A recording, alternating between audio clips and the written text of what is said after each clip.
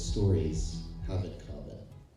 Whether it's a movie, or it's that show that you just binged on Netflix, or it's a book, or maybe it's a song, even a joke can have this. There's something that all these things have in common, and it's transformation. That in all great stories we see a character or characters that go on a journey, not just an external journey, but an internal journey. That they start in one place, thinking and feeling a certain way, and as they go throughout the story, there's a change, there's a shift, there's a transformation, and the story ends in a new place with the characters thinking and feeling something different. And this is not only true of us as humans, it's not only central to our human experience that we go through transformations, but it's actually true of all living things. And it's actually true of even non-living things, as we'll see in just a moment. But transformation is not easy. Sometimes it's slow. like the clicker. Sometimes it's painfully slow, like my clicker. Sometimes it's slow, like a river over eons wearing away a canyon. Sometimes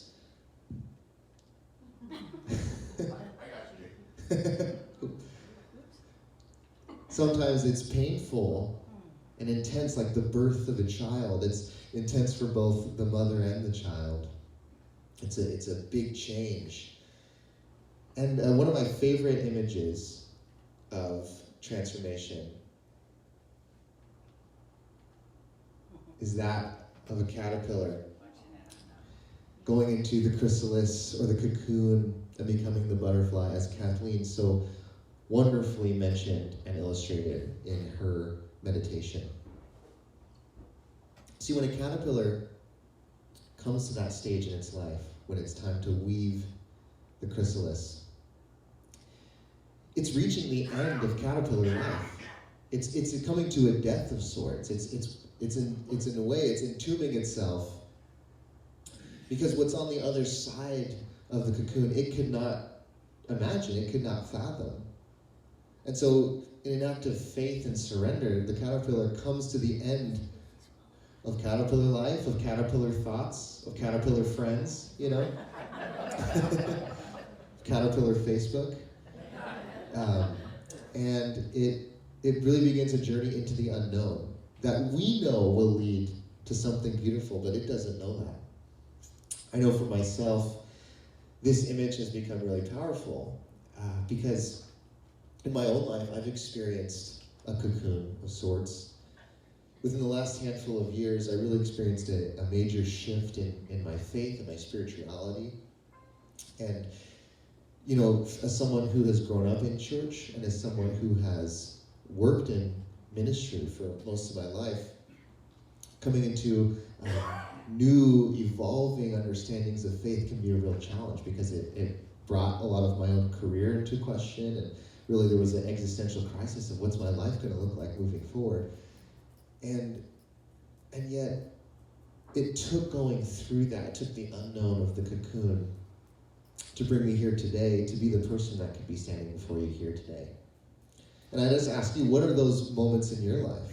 What are those cocoon moments where you came to the end of something, you came to a transition, you came to a letting go, and you had to go into the unknown to see what was on the other side, to become the butterfly? In fact, this image is so powerful for me that just before I moved here from Washington, which was, you know, we've been here 1 week now, so we're in that phase still, but just before we moved, I got this tattoo, and I'm going to put it up here just so you can see it a little better. Yeah. Thanks. Someone's like,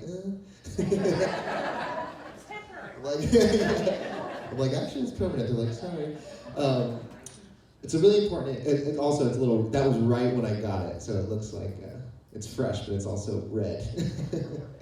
A really powerful image for me, and just one that I want to hold dear, especially going and beginning this new Aldea journey with you.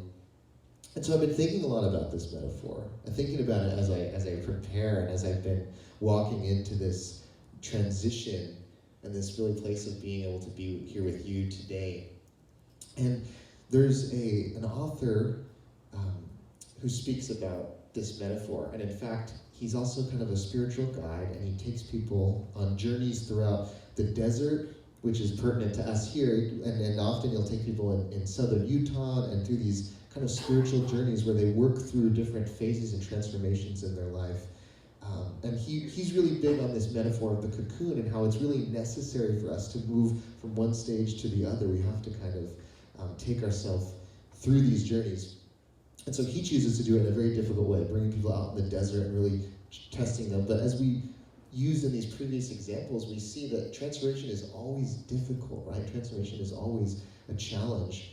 And why would we choose to put ourselves through that, knowing how hard it is? And I love his definition. His name is Bill Plotkin, and he has this definition. Our goal, why we do all this, our goal is wholeness, not perfection. People living soul-centrically are not untroubled or unchallenged. They're not beyond experiencing times of confusion, mistakes, and tragedies. They have by no means healed all of their wounds.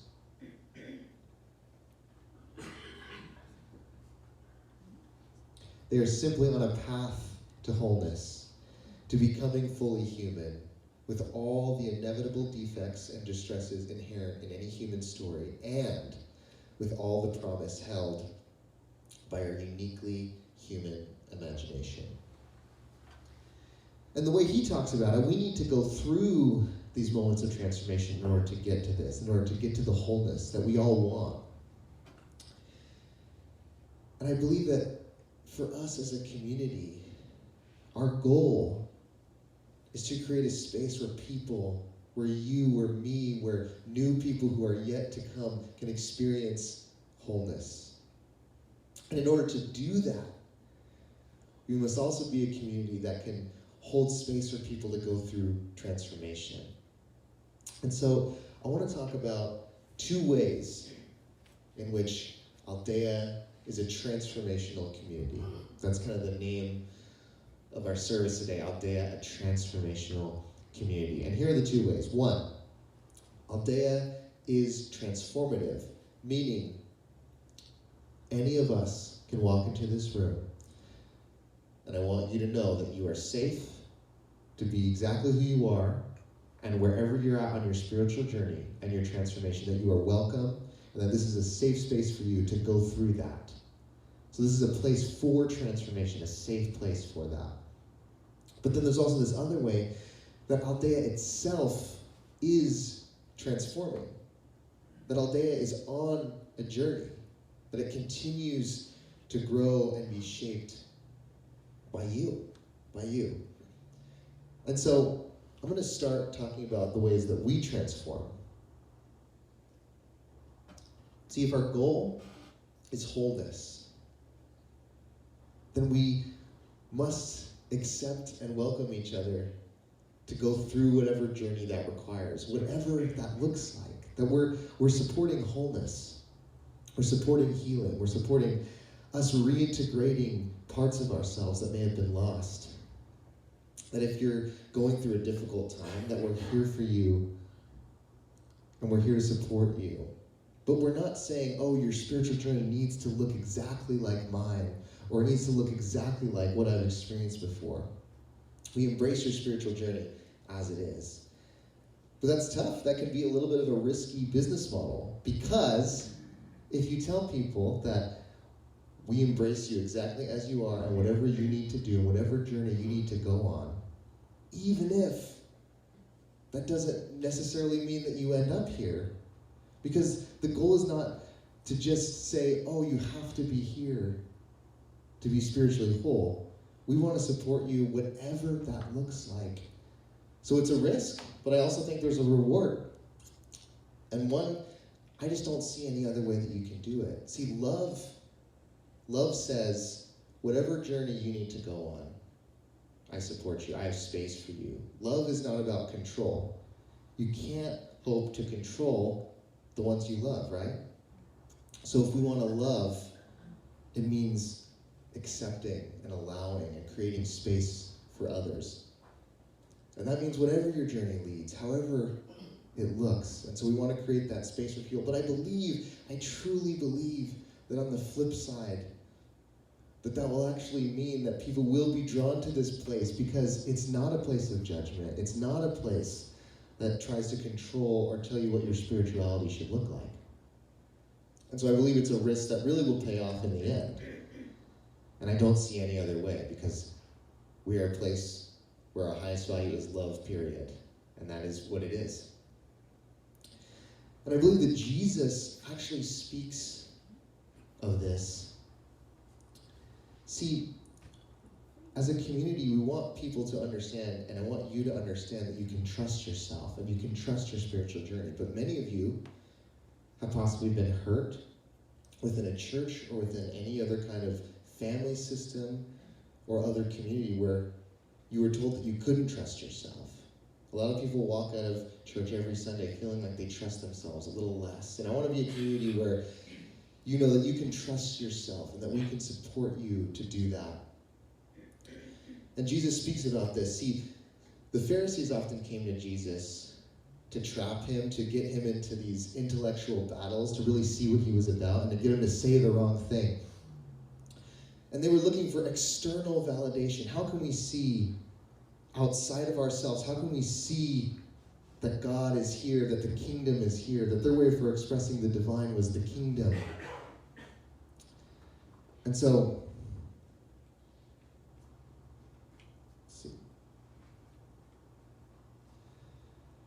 now when he was asked, this is Luke 17, 20 through 21. Now when he was asked by the Pharisees when the kingdom of God would come, he answered them and he said, the kingdom of God does not come with observation, nor will they say, see here or see there. For indeed the kingdom of God is within you. So often we look outside of ourselves for validation, for clarity. But it's in you. The kingdom is within you. That what you're looking for is within you.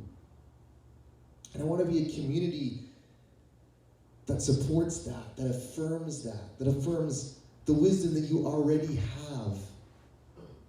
I want to be a community that people from all spiritual backgrounds will come and know that their journey is affirmed and supported, not just here in Tucson, but throughout the world, as the things that we say and that we do leak out. They get on the internet and they go viral, and it is my hope that people across the country who are looking for a community like this and are looking for the kind of affirmation that comes from a community like this will find it in our words and in our actions, even if they are miles and miles away. And I want to be a place where this city would look to us in crisis or in celebration, knowing that they will not find judgment, but they will be welcomed. And in another life, in my other life, I might have said, well, we need to evangelize what we're doing here. But really, the irony is the only thing we have to evangelize is that we're not going to evangelize. That we need to spread the word about how it's in you. The kingdom is within you. So come, be with us. Celebrate the kingdom that's in you and the kingdom that's in your neighbor. And together, that is what makes a spiritual community. The second part, Aldea itself is transforming. I need to get out of my chair for this. All right. Part of why I was so drawn to this community is that if you were to write out the history of Aldea into a book, you were to make it a great story. And a lot of you have been a part of this community for a long time, or you've touched base with this community through different parts of its history. And if you could write that history as a story, that's a book that I would want to read, without a doubt. And so it's such a huge honor for me to be a part of that story, to help write the next chapter with you. When I think of the chrysalis, I think of, you look at this, and it also makes me think of like a snake shedding its skin. It's like moving. It's like when an insect molts and it moves from one phase of life to the next. And in a way, it strips away that which no longer serves it. And as our community has transformed over years, we've stripped away all that isn't centered on love, all parts of what we do that doesn't focus and come back to who we are with our motto, love, period. So any dogma, any doctrine that doesn't bring us back to love, we've let it go throughout the years. And it's interesting because in my time in progressive ministry, I've kind of noticed some other communities that are similar to ours throughout the country. And I found that they are on a very similar journey, and I thought you'd find it interesting to see just how similar. Me and Olivia just moved from Seattle, and we lived near a town called Bothell, Washington. And it's in this town that there's another community that has gone on a very similar journey to ours at Aldea. They're called Eastlake, and this is their motto, and it might seem a little familiar to you. Life is a gift, love is the point.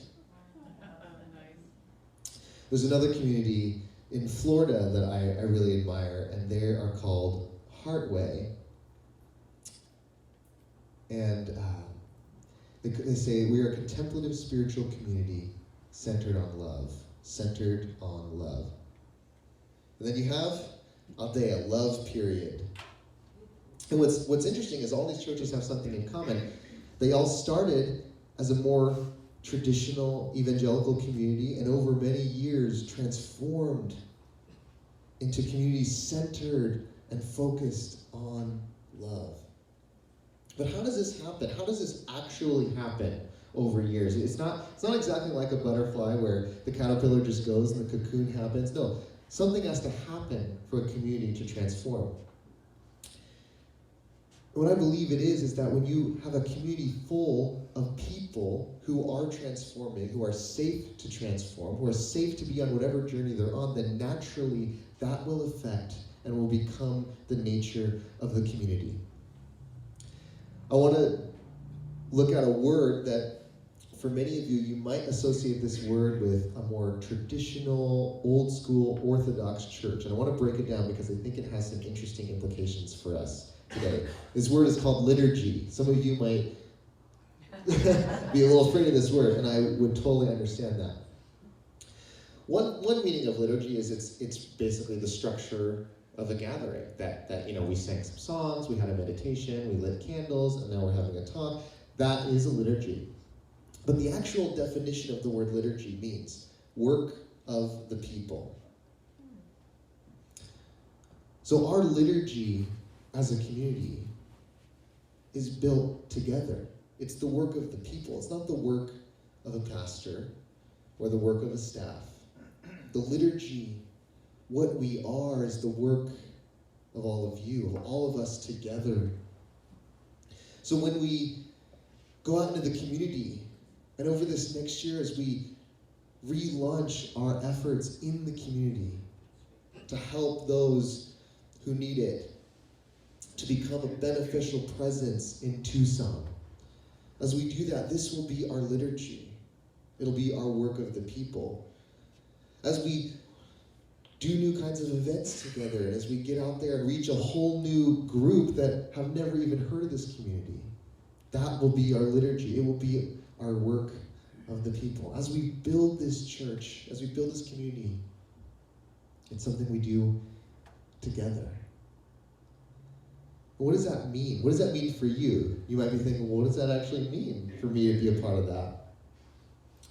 I want you to know, and I want to be very clear, that your belonging in this community, it's not dependent on how much you give, how much you volunteer, or even how much you show up. I want to foremost make it clear that you are loved and accepted, period. For who you are, for just being you. There's nothing you need to do to earn anything. But I also look at this community, and I almost think of it like a body. And we are like cells in that body. We are parts of a greater whole. So what we do, it affects the whole. That whatever energies you put into it, it determines a greater outcome. And so as we relaunch in a lot of ways, as we relaunch what our time looks like in here, as we relaunch what the experience is going to be outside of these walls, what Aldea can be in the community. We're building upon everything that's already happened here. We're building upon the past, and we're moving forward into the future, and you are at the center of that. And what that means is I want to really just extend a clear invitation to you today, that I want you to know that we are here for you, and I am here for you to be involved in ways that maybe you hadn't even thought of before. If you're a person of creativity, which I think we all are, but some of us just don't realize, but I think we're all creative people, that I want this to be a place where you can bring your creative self and know that it will be welcomed. That this art on the wall is really a symbol for how the art that exists inside of you, the creativity that exists inside of you, is welcome and invited here. So I'm going to put up my email address. And I want you to know that I want you to see this as an open door. I want you to think of this as a full open invitation, that you can email me. You can email me if you're annoyed, that's fine. I'll still say hey, and we can get coffee, that's totally fine. If you have something you want to share with the community, if you have an idea for an event, if you're a musician, if you're a singer, if there's any way that you feel like you want to collaborate or contribute, just send me an email. Let's talk, let's get lunch, let's get coffee. This is what I'm here for. I moved across the country. I know I'm exaggerating a little bit, but I did kind of move across the country. I'm just one part of the country. But I came across the country, let's just go with that. Because I want to be here for you. I want to be a resource for you. I want you to know that what you're going through, we're here for, but also what you want to see in the world, what you want to create, what you want to collaborate. Let me know. And if maybe you're the type of person where you're like, I'm not so much wired that way, but I'd love to just help out. If you teach me how to run the soundboard or how to run the lights or whatever, if you teach me, I'll do it. I may not know how to do it right now, but if you teach me, I'll do it. Or I can show up and just greet people as they walk in, or I can make some coffee. All of those things are so valuable, so important. And so again, just send me an email. I'd love to talk. And lastly, I do want to just touch a little bit on money. I left an intentional pause there so y'all could gasp. This will never be a community that will ever make you feel like your spiritual health is dependent on giving. Because I'm healing from experiences, very much experiences of that very thing, and being in communities where I felt that way. So I'm not going to ever put any pressure in that way. Something I learned during lockdown is that if you really love a restaurant, and you know those times in the harshest times of lockdown where you found that your favorite restaurant, you were worried maybe it's not going to make it. And so you're like, oh, I'll treat myself and order two takeout this week. You know, I'll get that extra, thing for my favorite restaurant, or I'll, in the pandemic, we really learned that like the health and the survival of some of our favorite places that we love to just patronize depend on us supporting them. I learned that. I had a favorite sushi restaurant down the road from us, and I was like, I don't know if they're gonna make it. I think I need to order 2 rainbow rolls today. You know what I mean? I just need to treat myself. But we are a work of the people. So we survive and we are sustained by giving. That is how it works. And so there's never any pressure that your spirituality and your spiritual health is determined by your giving. But if you like what happens here, and you want to see it continue, and you want to see it spread and grow and build and become something that reaches out into the community and is a warm embrace for the community, then I'd invite you. Giving is another way that you can participate, another way that we can build this work of the people together. And for so many of you, you're already doing that. You're already involved. You're already helping out. You're already giving. And I thank you for that. And I also want to let you know that you are modeling what it looks like to be a community for the next group of people that are yet to even step through these doors. You know, me and Olivia are so happy to be here. Why don't you come on up? She hates this. She would have loved it a million times more if I had brought her up instead of making her do the walk. But so fortunate to have her support in this journey. Thank you for welcoming us. Thank you. But I want to be clear, today is not a celebration of me and Olivia. Today is really a celebration of you. It's a celebration of us as a whole coming together, starting a new chapter together, building something new together. And I'm so grateful that you're here, that you've joined us. In a lot of ways, we're back.